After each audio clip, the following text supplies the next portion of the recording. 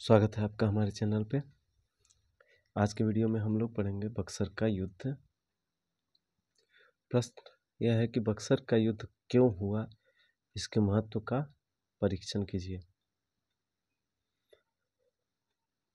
तो उत्तर इस प्रकार है।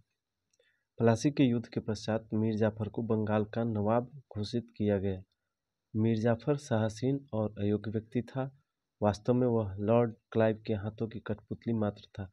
वह न शासन की देखभाल कर सका, न नवाब के सम्मान की रक्षा कर सका और न अंग्रेजों की बढ़ती हुई लालसाओं की संतुष्टि कर सका। इस कारण 3 वर्षों में उसे गद्दी छोड़ने के लिए बाध्य होना पड़ा। अंग्रेजों ने मीर जाफर के दामाद मीर कासिम को बंगाल का नवाब नियुक्त कर दिया। 1756 और उसके बाद के समय में हुए बंगाल के नवाबों में वह सर्वाधिक योग्य था। उसने नवाब बनने के पश्चात बर्दवान, मेदिनीगांव, चटगांव की जागीर दी। दक्षिण के युद्ध में सहायतार्थ अंग्रेजों को 5 लाख रुपए दिए तथा उस धन को भी देने का वायदा किया जो संधि की शर्तों के अनुसार मीर जाफर अंग्रेजों को नहीं दे सका था। मीर कासिम ने अपने सभी वायदों को पूरा किया। नवाब बनते ही उसने अपनी योग्यता का परिचय दिया। वह जानता था कि नवाब की शक्ति को स्थापित करने के लिए कुशल शासन और भरा हुआ खजाना आवश्यक है और इसके लिए उसने प्रयत्न आरंभ किए। युद्ध के कारण, यह भूमिका था जो अभी तक हम लोगों ने पढ़ा। इसके बाद युद्ध का कारण है, मीर कासिम की योग्यता ही उसके पतन का कारण बन गई। मीर कासिम ने अंग्रेजों के हाथों की कठपुतली बनने से इनकार कर दिया, जिसे अंग्रेज सहन न कर सके, जिसके कारण नवाब और अंग्रेजों के बीच झगड़े के विभिन्न कारण उपस्थित हो गए, जो कि इस प्रकार हैं। पहला, बंगाल की सत्ता का प्रश्न। मीर कासिम और अंग्रेजों के बीच झगड़े का प्रमुख कारण सत्ता का प्रश्न था। मीर कासिम ने अपने वायदे को पूरा कर दिया था। वह बंगाल के शासन को दृढ़ कर रहा था और अपने कर्तव्यों को ठीक प्रकार से जानता था। साथ ही मीर कासिम अपने अधिकारों को भी समझता था। वह अंग्रेज कंपनी के हाथों में कठपुतली बनने को तत्पर न था, जबकि अंग्रेज यह चाहते थे कि नवाब उनके इशारों पर कार्य करे। अंग्रेजों को एक योग्य परंतु उन पर निर्भर करने वाले नवाब की तलाश थी, जो असंभव था। इस कारण अंग्रेजों ने योग्य के स्थान पर एक दुर्बल शासक को पसंद किया और मीर कासिम से उनका झगड़ा हो गया। दूसरा कारण है शाहजादा का प्रश्न। मुगल बादशाह आलमगीर द्वितीय की 1760 ईस्वी में हत्या कर दी गई। इस अवसर पर मुगल शाहजादा, इसका नाम ही शाहजादा था, बिहार में था। उसने अपने को शाह आलम द्वितीय के नाम से मुगल बादशाह घोषित कर दिया। उसने अंग्रेजों से बातचीत की और अंग्रेजों ने उसे पटना बुला लिया। अंग्रेज उस समय शाह आलम से कुछ लाभ प्राप्त करने की सोच रहे थे। उन्होंने मीर कासिम को परामर्श दिया कि वह एक घोषणा करके शाह आलम को मुगल बादशाह स्वीकार कर ले। ऐसे में मीर कासिम को शंका हुई कि बंगाल, बिहार और उड़ीसा की सूबेदारी यदि अंग्रेजों ने उससे ले ली तो वह उसका विरोध भी नहीं कर पाएगा। वह चाहता था कि शाह आलम बंगाल की सीमा से चला जाए, तभी उसे बादशाह स्वीकार करेगा। परंतु अंग्रेजों के दबाव में मीर कासिम पटना गया और शाह आलम से मिला भी और शाह आलम को बादशाह भी घोषित किया। परंतु इस घटना ने मीर कासिम और अंग्रेजों के बीच संदेह एवं संघर्ष की भावना को जन्म दे दिया। तीसरा कारण था रामनारायण का मामला। रामनारायण नवाब का नायब दीवान था। नवाब उससे अप्रसन्न हो गया। वह भागकर अंग्रेजों की शरण में चला गया। नवाब ने उसे वापस मांगा। अभी तक अंग्रेजों की नीति यह रही थी कि वे नवाब के डर से भागे हुए सभी व्यक्ति को अपने यहाँ शरण दे देते थे और उन्हें नवाब को वापस नहीं करते थे। इस अवसर पर कंपनी का गवर्नर एक सज्जन व्यक्ति वांसीटाट था, जिसने रामनारायण को नवाब को वापस सौंप दिया। इससे मीर कासिम को कुछ मनोबल प्राप्त हुआ और वह अंग्रेजों के विरुद्ध कार्य करने का साहस कर सका। चौथा कारण था व्यापार का प्रश्न। मीर कासिम और अंग्रेजों के झगड़े का मुख्य कारण आंतरिक व्यापार पर करों को लेकर शुरू हुआ। इसी के साथ यह प्रश्न भी जुड़ा हुआ था कि बंगाल में वास्तविक शक्ति किसकी है। अंग्रेज कंपनी बंगाल, बिहार और उड़ीसा में बिना कर दिए हुए व्यापार करती थी। मीर कासिम ने देखा कि अंग्रेज गुमास्ते दस्तक का दुरुपयोग कर रहे हैं, चुंगी देना अपनी तौहीन समझते हैं। यही नहीं, कंपनी के कर्मचारी अपने दस्तकों को भारतीय व्यापारियों को बेच देते थे। इससे न केवल नवाब की आय में कमी होती थी, बल्कि उसके शासन में दुर्बलता भी आती थी, क्योंकि जो धन चुंगी के रूप में नवाब को मिलता था उसका मिलना समाप्त होने लगा। इस कारण उसने इस असुविधा के संबंध में कंपनी से एक निश्चित समझौता करने का प्रयत्न किया। गवर्नर वांसीटाट और वारेन हेस्टिंग्स ने मुंगेर में नवाब से भेंट की और निर्णय किया कि कंपनी के कर्मचारी भी वस्तुओं के आंतरिक व्यापार पर 9% कर चुकाया करें तथा दस्तक देने का अधिकार नवाब को ही होगा। साथ ही स्वीकार किया गया कि नवाब को ही समस्त मामलों पर निर्णय करने का अधिकार होगा। परंतु कलकत्ता काउंसिल ने इस समझौते को अस्वीकार कर दिया।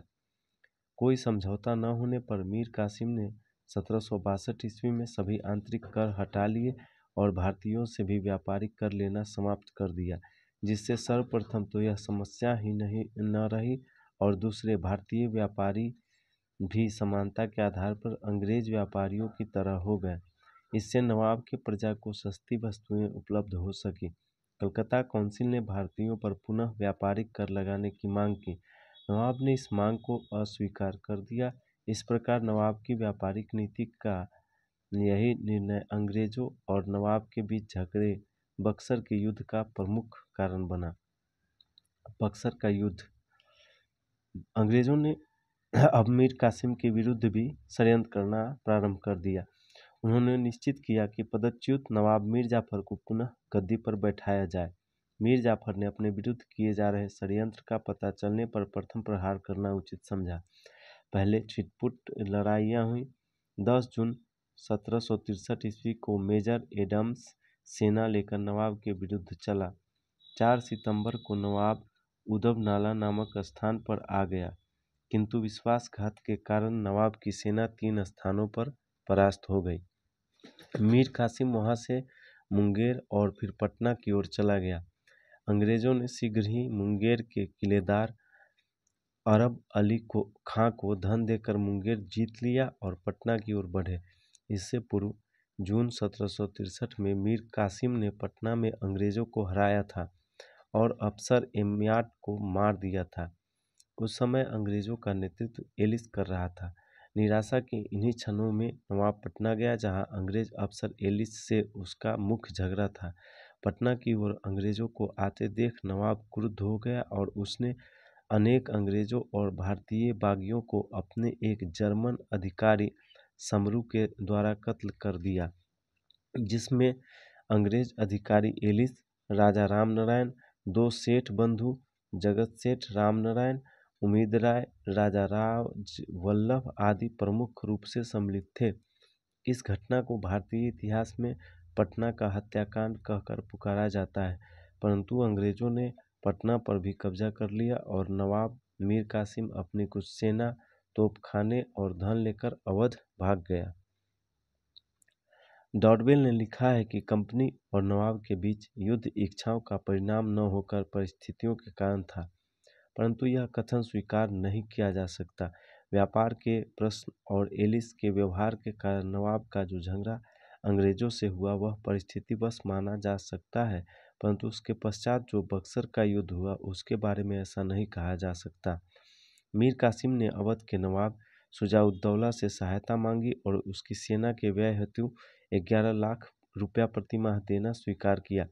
शुजाउद्दौला ने इस अवसर को बंगाल में अपनी शक्ति बढ़ाने के लिए उपयुक्त समझा और वह मीर कासिम को उसकी गद्दी वापस दिलाने में सहायता देने के लिए तैयार हो गया। मुगल बादशाह शाह आलम भी उस समय अवध में था और वह भी इस आक्रमण में सम्मिलित हो गया। 1764 ईस्वी में मीर कासिम अवध के नवाब और मुगल बादशाह के वजीर शुजाउद्दौला और स्वयं मुगल बादशाह शाह आलम की सम्मिलित सेनाओं ने बिहार की सीमाओं में प्रवेश किया। अंग्रेजों की ओर से मेजर हेक्टर मुनरो ने इस सेना का मुकाबला किया और 23 अक्टूबर 1764 ईस्वी को प्रसिद्ध बक्सर का युद्ध हुआ। नवाब और मुगल बादशाह की सेनाओं की पराजय हुई। 3 मई 1765 ईस्वी को करा में एक युद्ध हुआ और इसके पश्चात अवध का नवाब और मुगल बादशाह अंग्रेजों के कदमों में हो गए। मीर कासिम वहां से भाग गया और 1777 ईस्वी में दिल्ली के निकट बहुत निर्धनता की स्थिति में उसकी मृत्यु हुई। युद्ध के परिणाम। बक्सर का युद्ध प्लासी के युद्ध से अधिक महत्वपूर्ण था। इससे अंग्रेजी साम्राज्य की नींव हमेशा के लिए भारत में पड़ गई। ब्रूम ने लिखा था, इस प्रकार बक्सर का प्रसिद्ध युद्ध समाप्त हुआ जिस पर भारत का भाग्य निर्भर था और जो जितनी बहादुरी से लड़ा गया, परिणामों की दृष्टि से भी उतना ही महत्वपूर्ण था। प्लासी के युद्ध ने अंग्रेजों को बंगाल, बिहार और उड़ीसा का स्वामित्व दिया था, परंतु बक्सर के युद्ध ने अवध के नवाब और मुगल बादशाह के वजीर शुजाउद्दौला तथा स्वयं मुगल बादशाह को भी अंग्रेजों की दया पर छोड़ दिया। मुगल बादशाह शक्तिशाली न था, परंतु वह नाम मात्र का मुगल बादशाह अवश्य था।